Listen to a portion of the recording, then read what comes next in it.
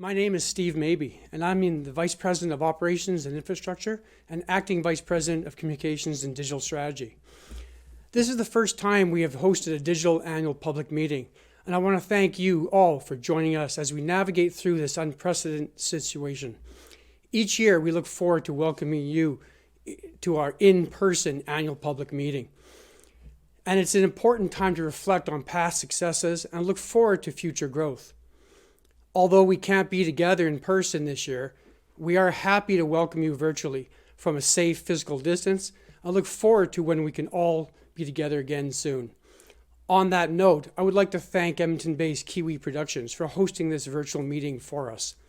Their expertise in the digital space and professionalism throughout this process has been excellent.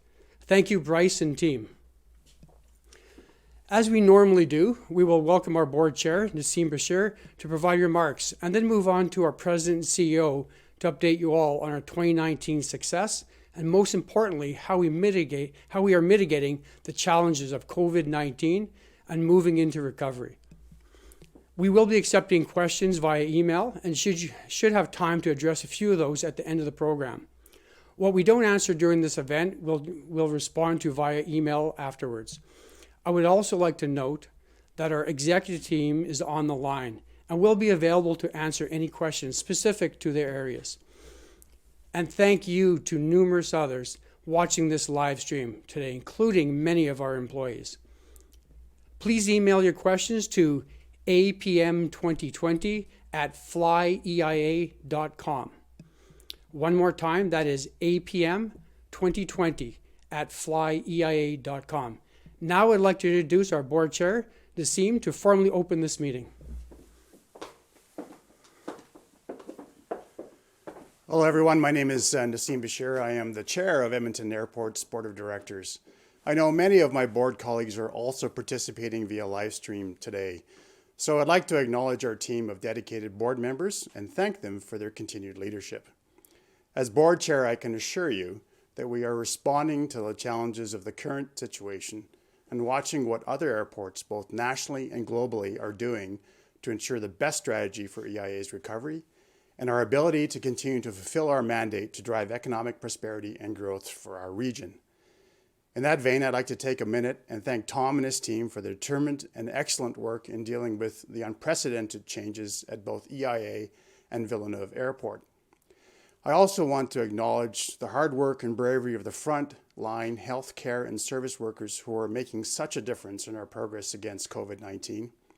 I also want to send our best to everyone who may be fighting the disease itself. Today, we will report on our last year results as we always do, and then discuss the challenges that we have faced due to the COVID-19 pandemic and the plans we have enacted to maintain business continuity as much as possible. Over the past year, there have been a number of changes to our board composition. Mithra Sanatani left the board at the end of December, and we thank her for her service. Mona Hale has been appointed to the board by the City of Edmonton. She just retired as Senior Vice President, Global Commercial and Financial Performance Management with Finning International. Joan Hertz and Carmen McNary were both reappointed by the City of Edmonton for a 4-year term. And we have appointed a second at-large member to the board. Howard Eng just recently retired as CEO of the Greater Toronto Airport Authority and joined our board on April 15th. Howard has a long and distinguished aviation career, which actually started at EIA under Transport Canada. After leaving Edmonton, he spent 17 years in senior executive roles with the Hong Kong Airport Authority before returning to Canada in 2012 to take on the CEO role with the Greater Toronto Airport Authority.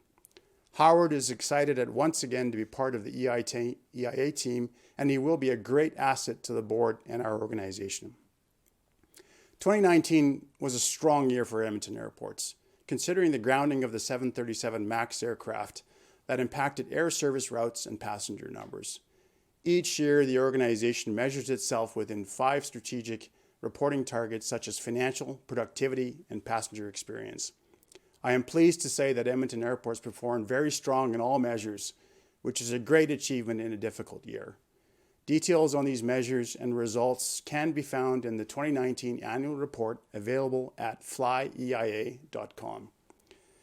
As well as one-year targets, the organization follows a path set out within a 5-year strategic plan and a 25-year master plan. In 2019, the airport created a 5-year strategic plan focused around innovation expansion. We intentionally built off-ramps and intersections into our plans to speed up or slow down our processes, knowing that things often happen outside of our control. The agility built into our plan to defer projects and adjust the pace of digital transformation has been essential in the face of the COVID-19 pandemic. We will continue using that same smart planning into our recovery. I'd like to now invite Edmonton Airport's President and CEO, Tom Ruth, to provide a more detailed operational update from 2019 and to lead the discussion around COVID-19. Thank you. Tom.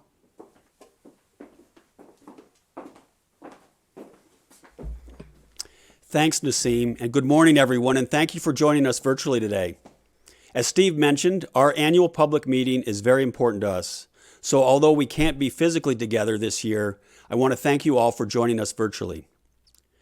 Bryce and his team at Kiwi Productions has made our shift to this virtual event seamless, and we look forward to supporting this local company moving forward.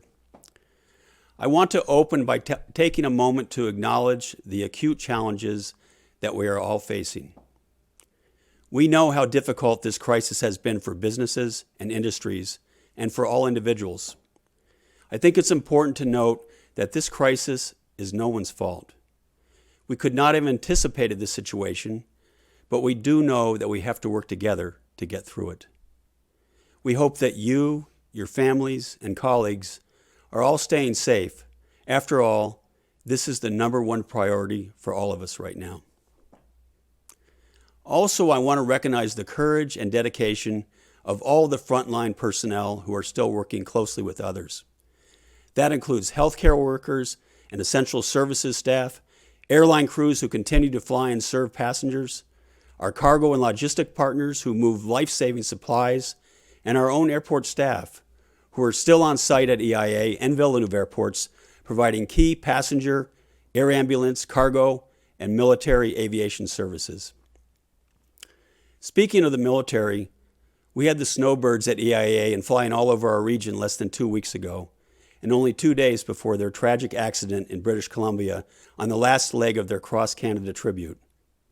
I want to take a moment and offer our collective, sincere condolences to Captain Casey and the full Canadian Forces Snowbird Squadron. Thank you for filling our skies with inspiration. I want to start today by addressing the most recent news, which we announced last week. Moving forward with a permanent workforce reduction has been a very difficult decision for Edmonton airports, and we sincerely regret having to take these steps. Our employees are the foundation of our organization and contribute immensely to the communities we serve, and we feel this loss profoundly. We have exhausted all options to avoid this, and now must take this action to preserve the long-term health of our airports. We actually undertook a series of aggressive cost-cutting measures and examined all other alternatives before implementing workforce reductions. For example, we offered voluntary unpaid leave and voluntary early retirement incentives for our employees. Additionally, we cut capital spending by 75% to cover only essential safety and regulatory projects and cut non-labor costs by $50 million. We are also working tirelessly in seeking federal and provincial government assistance in deferring airport loans to ultimately provide a catalyst for our strategic long-term recovery. As a leadership team, we are actively communicating and supporting all of our employees through this difficult time and will continue to do so as we move through this challenge. Now, it does seem strange to talk about our 2019 year-end results as we go through this situation, but it's important to understand that the work we have been doing and all the work that we're doing, it really radiates out into our region, our province, our country, and across the globe. First, I would like to say that even in the downturn we experienced in 2019, we still welcomed more than 8.1 million passengers, near a record, and announced new destinations, concessions, and airport city partners, many focusing on the growing technology sector. Our international air service continued strong, with both KLM and Icelandair operating up to 4 times a week throughout the summer season, and with Condor Airlines announcing nonstop service between Edmonton and Frankfurt. Now, the Frankfurt service was supposed to start in June of this year, and while this doesn't look likely, we remain in close contact with Condor to launch as soon as it is safe to do so. Air Canada has continued to be a strong partner with domestic and transborder service, and we're pleased to have their newest aircraft, the A220, in our market, returning in June. Air Canada has also grown their cargo presence at EIA with the development of a new facility by TerraCap Developments. The WestJet family, including Swoop, remains important to our region and offer a variety of destinations for passengers. We were excited to welcome Flair Airlines headquarters to Edmonton, and since then, Flair has opened up new markets and provided additional opportunities for travelers at low costs. Air service to the north is integral to our region, and moving passengers in both directions is really key to increase access to and from the north. We are fortunate to have 2 strong partners to do this, Canadian North and Air North. At the end of 2019, we saw a modest growth in air cargo volumes, while the global industry saw a major decline. Our mainstay cargo carriers, Cargojet, FedEx, DHL, as well as Air Canada, WestJet, Air North, First Air, Air France KLM, and Icelandair performed strongly. Their cargo services were supplemented by numerous international carriers that operated multiple trans-Pacific and transatlantic charter services, contributing to the air cargo program. In fact, we have seen that growth continue into 2020, with 6.8% growth in air cargo tonnage last quarter, in part from essential supplies coming into Edmonton to help deal with the pandemic, but more importantly, our regular cargo and e-commerce continues to grow. Also in 2019, we welcome new businesses across multiple sectors, such as Drone Delivery Canada, which will make EIA a hub for drone cargo deliveries in Western and Northern Canada, and who are currently looking for ways to aid in the remote delivery of medical equipment and goods. Chinese firm PlantBox made EIA its North American entry point and logistics hub, as well as home for its main manufacturing and distribution center in North America. Century Mile Racetrack and Casino opened in the spring, and Fairfield Inn and Suites by Marriott opened in early summer. New retail services opened, such as Sleep Country, Booster Juice, Fatburger, Starbucks, and Wendy's. And corporate soul programs like Edge for Vets, which connects former and currently serving military members with employers in the civilian aviation industry, and Elevate Aviation's Learning Center at EIA, which is an immersive learning program focused on showcasing aviation careers to women and underrepresented groups. The first of its kind program welcomed 400 participants in 2019, 50% of whom were female. EIA was the launch airport for both of these programs in Canada. Speaking of corporate soul, EIA considers itself an airport for everyone. And throughout recovery, we will continue to work on initiatives that showcase our dedication to diversity and inclusion. We're a couple of days early, but as we approach June 1st, I would like to acknowledge both Pride Month and National Indigenous History Month. And although we can't actually physically congregate for those events because we're practicing social distancing, it is important that we continue to acknowledge and celebrate the immense diversity that makes our community and region such a great place to live, work, and play. In our own organization, we placed a renewed focus on diversity in our employee base.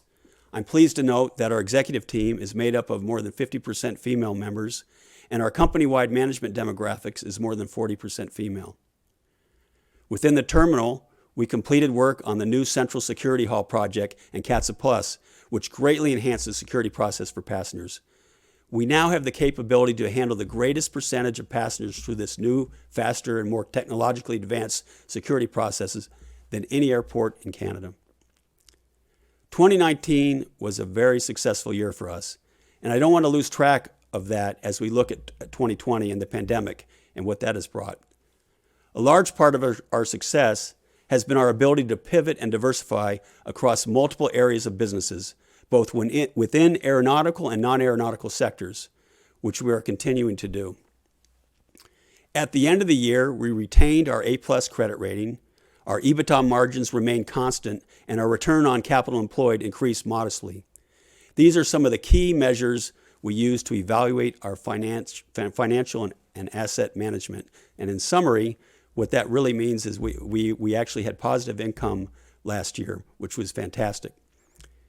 In addition to social and financial sustainability, environmental sustainability is a priority for us, and we remain on track for our corporate goal of carbon neutral growth through to 2023. I would like to take a moment to talk about some exciting sustainability projects that are continuing to move forward.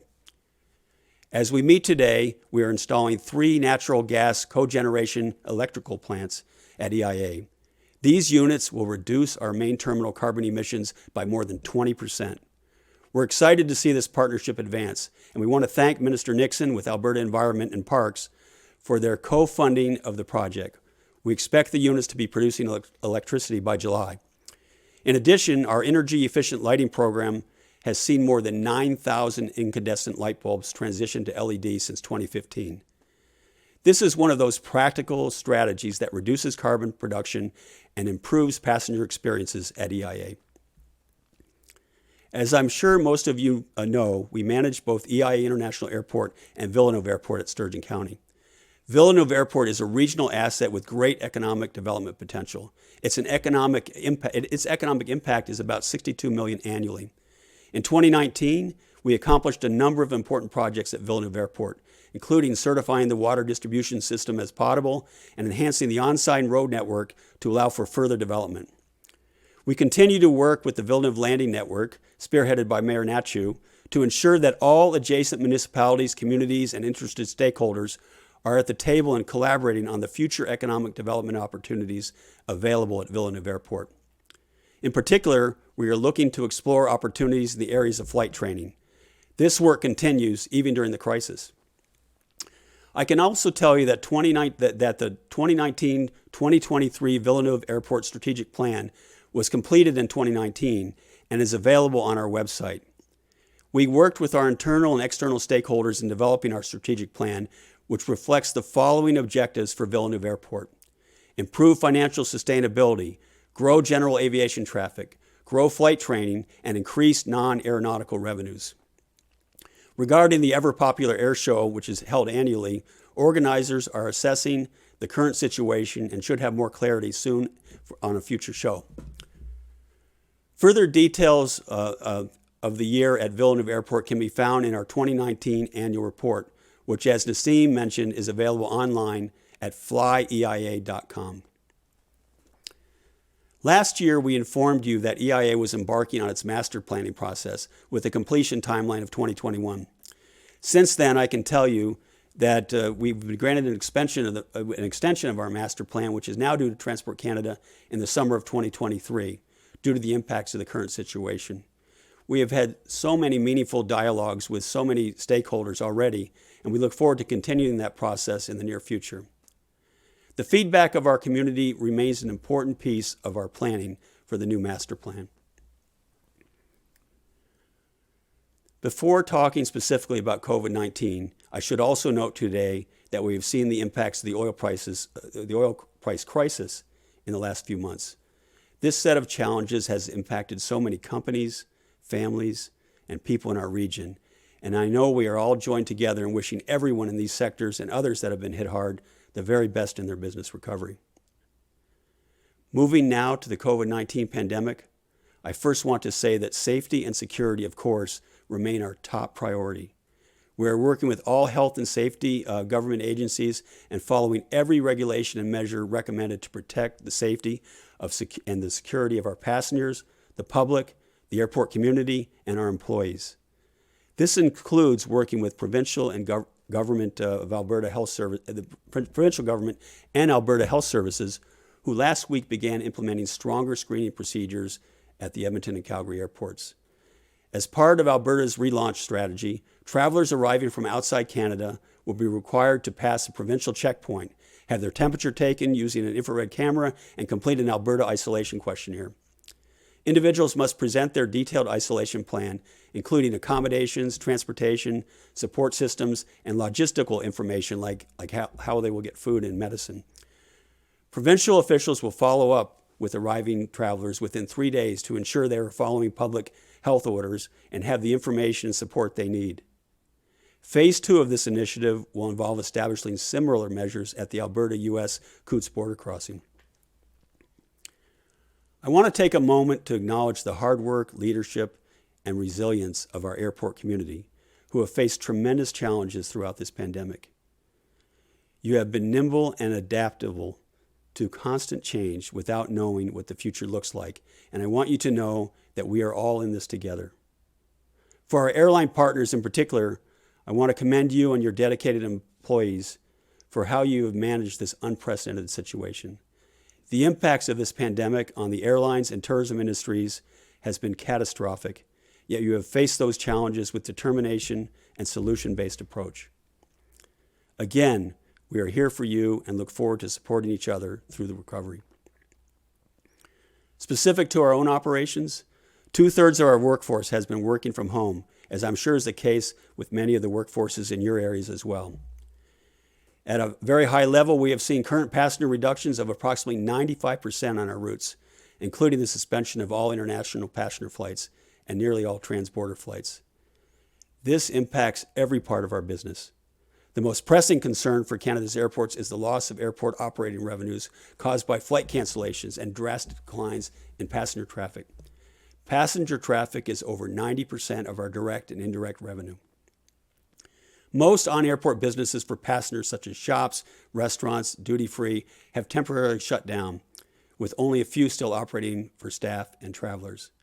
In addition to providing services to travelers, these are a major source of local jobs and revenue for airports. Now, as we navigate through stage 1 of the economic relaunch, we look forward to seeing some of these services start to reopen while following strict safety measures. We are watching this very closely and will support our partners in this work. We are in continual contact with airlines and tenants and our tourism partners to ensure open communications and collaborative planning for recovery. I want to be clear that we will remain open so we can continue to serve our communities with passenger, air cargo, and air ambulance services. One of the operational ways we are saving money is by reducing the physical footprint of the terminal by approximately 40% to address the massive decrease in passengers, both domestic and transborder. Gates north of 18 are closed, and gate 62 and 64 across from the Living Wall are now serving as the transborder gates, and the transborder departure lounge is now closed. Not only does this address passenger decreases and transborder requirements, but it allows us to save money on operations and maintenance while this temporary situation persists. Before I get into our recovery plans, I think it's important to highlight again that EIA is open for business, and our teams continue to work hard to move projects forward and also identify new shovel-ready projects that will create jobs and growth for our region. Flights are still taking off, both passenger and cargo. Medevacs are still operating, and the supply chain is intact, which benefits all Canadians. When we think about recovery, one of our biggest longer-term challenges is financial. We're continually adjusting our budgets in real time and looking at everything we can to save costs. We have examined every budget item line by line on multiple occasions and will continue to do so moving forward. EIA is one of Canada's major international airports and a pillar of economic growth in Alberta and Western Canada. Before this crisis, EIA generated billions in economic impact annually and supported approximately 26,000 jobs in the greater region. Our primary purpose after safety and security is to advance economic development for our region, and we are committed to this purpose even as we face the challenges of COVID-19. We need to be and will be fully involved in helping restore this region's economic strength. When we think about our long-term prosperity, it is important to note our appreciation for the current and future assistance of all the municipalities and support agencies in our region that are vital to all this work. We are working with all our airline, tourism, and commercial partners to align communications and strategies. Air cargo is another critical service provided by EIA, and we have an obligation to remain fully operational to support critical supply chains for medical and pharmaceutical supplies in particular. We are also working on new business opportunities at EIA. I can't go into too many details at this point, but there are some exciting things coming specifically and in the technology space. Our recovery plans are dependent on a number of things, all of which revolve around the virus. We are unable to completely fulfill our vision statement of more flights to more places until the restrictions on air travel are lifted. And this will not happen until stage 3 of the provincial recovery plan. And we depend on you, our passengers, to fly once that happens. Now, we know that might seem daunting or risky to many of you, and we have enhanced all our cleaning and safety procedures in order to reassure you that it's okay to come to EIA. Physical distancing floor decals are in place throughout the terminal, ensuring that we all stay 6 feet apart. Baggage carts in circulation are cleaned multiple times per day with a disinfectant, including frame, wheels, baskets, and handles. When the carts are collected, the handles are sanitized and returned to the signed sanitized cart collection areas for passenger use. Airport seating is being disinfected multiple times per day, and specific seats are marked to be vacant to allow for physical distancing at the gates. Increased cleaning on all touch points, such as kiosk screens, door handles, push bars, elevator buttons, handrails, all that's in place. All passenger screening machines at arrival sections are cleaned after each flight. All counters and passenger touch points, such as handles, buttons, railings, bins, and more, are cleaned and frequently and thoroughly. Soap and hand sanitizer dispensers are in all washrooms at EIA and are being checked and refilled regularly, several times a day, and there are increased hand sanitizer locations throughout the terminal. And all passengers and employees are required to wear a mask on the airport and on the aircraft. We're in close contact with government health organizations to ensure we remain up to date and follow all health advisories. And we also have some tips for people coming to the airport. Plan to arrive at the airport at least 2 hours before departure to prevent crowding at check-in or at security. Bring a face covering with you. You are now required to wear face coverings at all Canadian airports and throughout the duration of your flight. If you're picking up or dropping off passengers, please wait in your vehicle for them rather than coming to the terminal. And of course, there are exceptions for those that are helping unaccompanied minors or persons with disabilities or need other assistance. Use a digital mobile boarding pass to limit your contact with physical objects at the airport. Before we move to questions, I want to once again thank you all for joining us virtually today. I'd like to remind you to visit our website, flyeia.com, to read the 2019 annual report. I also want to once again acknowledge Edmonton Airport's team of dedicated, passionate, and talented employees. This situation has not been easy for anyone, yet each and every one of our team members has stepped up and taken on extra work, and in many cases new tasks, to ensure that EIA remains a pillar of our communities long into the future. We know better times are ahead and on the horizon, and I sincerely want to thank each and every one of our team for their commitment and professionalism, and most of all, passion for the aviation sector. And remember, through history, the aviation sector has faced many challenges and always comes back stronger than before, and this time will be no different. On that note, we have received many great questions in the last few minutes via email, and I will now address a few of these right now. First question, we understand that 4 Canadian cities are allowed to receive international flights. Will EIA soon receive international flights? Well, I'd like to just start out by saying we are receiving international flights. They're international cargo flights. In fact, our international cargo business with flights around the world is just going through the roof. We've been really pleased. It's, as I might have mentioned earlier, it's not just the medical supplies, which are also important, but it's also just the e-commerce shipments and our regular cargo shipments. So we've had this strategy of growing international cargo for a long time, and it's nice to see that we're just getting so many charters and so many international flights, in addition to all the increase in volume from those regular companies that I mentioned earlier. In terms of other international flights, we are getting our transborder flights. It is slower than usual. I think we're flying to 2 destinations right now, I believe Minneapolis and Seattle, and that will come back over time. The 4 airports in Canada that do have international passenger flights, that is through June 30th, and we're hoping to see that lifted sometime in the near future so that we can offer those international destinations in the past, including the new one that we were looking forward to this year, to Frankfurt. So that's where we stand now. And again, we do offer domestic flights also to major destinations through Canada. So just keep that in mind as well. Another question, there are a lot of different government support packages being distributed. Has anything specifically been done for airports? We've had, maybe I'll start by saying one of the things that will be really helpful for us long term will be deferral of some of our loans. And this isn't just for EIA, but for other airports, which will then become a catalyst for recovery long term. It will allow for more capital investment and more jobs as we come out of this recovery. So far, what we've had from the federal government, the wage subsidy program, we're taking advantage of that. That's helpful for us, and that's now been extended, I believe, till the end of September. And we also have a rent relief program that will save us about $3.5 million this year. But those are two specific programs.